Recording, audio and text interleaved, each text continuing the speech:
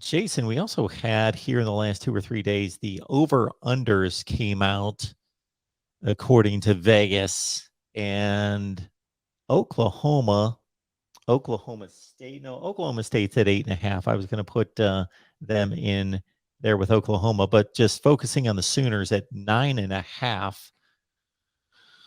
Do you have any preliminary thoughts about that Vegas number? I mean, I think it's interesting. I think it's about right on. I think you could make an argument for 10 or maybe even 10 and a half. But kind of depending on some of the how some of these swing games go.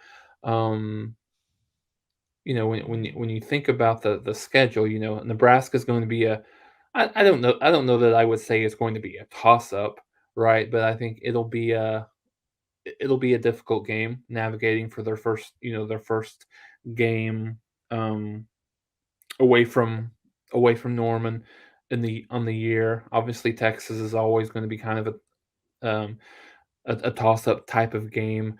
And then you go to Iowa State later in the year, host Baylor, host Oklahoma State. So yeah, I think the 9.5, 10 range is probably right on. I think a lot of people think kind of coming in, um, 10-2 is about where a lot of people think that this team median their median lies. I mean, there's a scenario where I think a lot of people think that this team could certainly be 11-1, but then if things kind of bounce the other way, it could be a 9-3 type of season.